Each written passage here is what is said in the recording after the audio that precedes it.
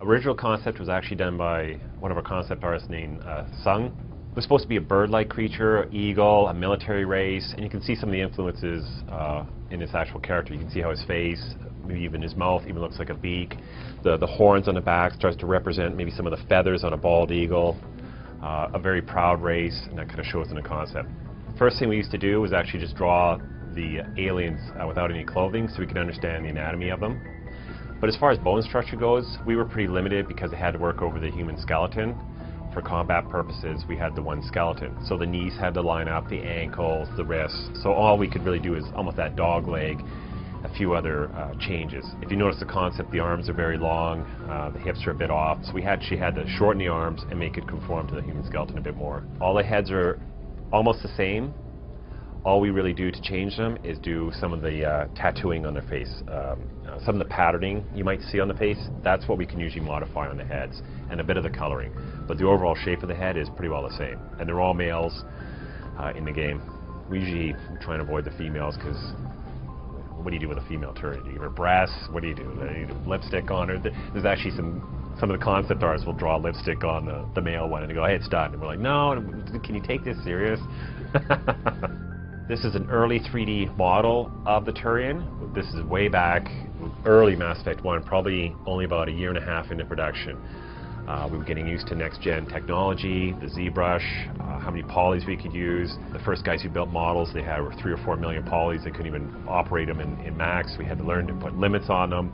We had to stop people from zooming in so much to try and put little bolts in there. But it was a learning process for all of us about how much detail we could get in and how realistic we can get. There's another version of the head. You'll see the shape is pretty close, but the materials aren't there. The spec, the surface, the skin on the back, it's pretty flat.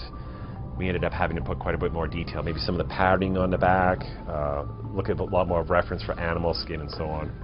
So Garrus back on Mass Effect 1, I don't even think we did a concept for his armor. I think what we did do is when Matt Rhodes was doing the armors, he just did a whole bunch, and we actually just picked one of those, and then we kind of came up with an idea, well, Garrus, let's make him blue and black. It was just a quick idea, just a thought, blue and black, that's Garrus's armor. We'll take one of the ones we already have, put the head on there, and then maybe we thought, well, maybe we need one more thing, so we decided to put a visor on there. Sometimes the ideas just come from a bit of back and forth and talking, and later on they become iconic. But there's really not a lot of concepts for that. This is one of the original armors. I think this is one that we probably used. We modified it a little bit for Garrus. I'm not sure how many fans remember, but Nihilus back in ME1, we had way more concepts for him, even for a character that was in the game for a very short amount of time. These are some of the things you kind of look back and you go, why did we do that, guys? So many concepts in Garrus, we hardly did any. But you can see some of the elements in here that are throughout the Mass Effect universe. Here, the arch is coming down across the chest. This is some of the language we kind of get through in the concepts throughout all the armors and keep kind of building off. Especially this one here across the chest. This is in Shepard. This is in the Solarians. You'll see Mordin has that red stripe that carves down in the front. The Asari will also have that arc that goes down on their plating, and then we try and get that into every character as much as possible. This is Garrus from ME1. So you'll see how we've modified the plates. We ended up giving him some tattooing on his face to kind of make him a bit more iconic to stand out. You'll see some of the texturing in the back. Here's his eye visor. And so we just kind of modified those plates a bit more. They go a bit further back, but you actually can't see the back of his head. Saren, actually, all we really did for him was take some of those plates and really extend them further back. His go almost twice as long on Saren. All the Garrus armors did have that large shield in the back. We were trying to argue whether that was bone, is that actually some kind of a feather, kind of plumage in the back there? Is there just a cartilage? Is it skin pulled over it? And we kind of looked at it, we actually never really worried about it, but if you notice in the armors reflect that shape. For Mass Effect 2, we knew that Garrus now was the patterning on his face, his eye visor, and his black and blue armor. That was the iconic pieces of Garrus that we had to stay with. We could modify the armor, we could change it up a bit, and people would still recognize him because it's blue and black. One thing for Mass Effect 2 was he got his face shot off by a rocket, blew it right off. So we didn't want to rip it right off. The fans are going to be mad if it's just an eye on a neck dangling there and it's just this bloody mass of female fans will be mad, and you kind of want that kind of Hollywood scar, like he's still good looking underneath, you know, the rough chin. So we did a bit of reference on how maybe burns and so on would look. but we didn't want to put a lot of red in it. Like, it wasn't an oozy kind of nasty kind of heel. It was just something that you could still walk around and say, hey, it's Garrus. He's just got a bit of a damaged plate, and we still love him. This is Garrus's armor from ME2, but instead of it just being a basic armor of blue and black, you see some of the extra detail we've added. We sort of add some of these plates on the side. We're getting more into the materials. Maybe this is cloth. Maybe this is banged up metal. Put a few more lights on there. And so we were just starting to layer on more detail, give the modelers a bit more to work with. The more the modelers and us look at it, we go, well, you know, these are some things that have been bugging us over the years. Maybe she would change. I mean, Tally, we ended up modifying her hair, maybe pulling it more up, almost like it kind of represented more of a shorter haircut. Like she's maturing. She had the long flowing hood before.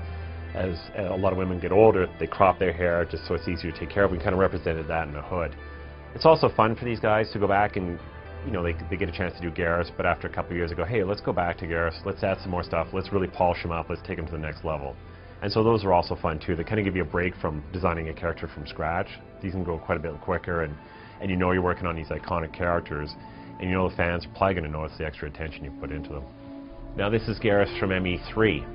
Immediately most people say, hey, it's Garrus, but until you actually see 1, 2, and 3, you don't realize how far we've actually changed him. Again, the iconic arches through the chest. He's blue and black, but now we've added a bit of silver to him, a bit of chrome, kind of update him a bit more. You can see how we've added a lot more detail on his legs, on his side. These are buckles that actually hold the plates on now. His head's the same. We've changed maybe up his visor a little bit. Now we've just showed his scar. Underneath all that, the head hasn't changed that much. It's pretty well loyal to ME1. So that really shows what we've done to him, but still staying with the iconic black and blue is always going to be Garrus. Whenever you do Garrus in the future, as long as he's black and blue, kind of follows a few of these unique iconic pieces, which are the way the chest patterns go, the eye patch, and he'll always be scarred. You pretty well have Garrus. I think he's a favorite one when it comes to the questionable fan art, the one you have to keep the filter on when you're looking at. I think Garrus. Tally's really popular also. I think Tally's probably the most popular than Garrus.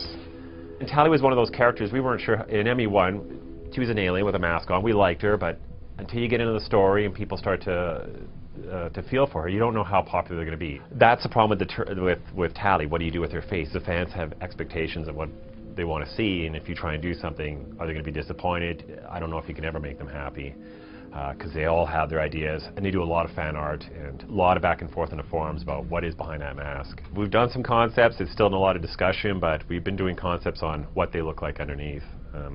It's a touchy point between us and writing and what the fans want, and we'll have to see how that goes still.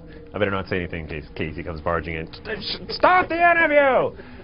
Knocking the cameras over. The ending? Yeah, I'll tell you the ending. Don't say any more!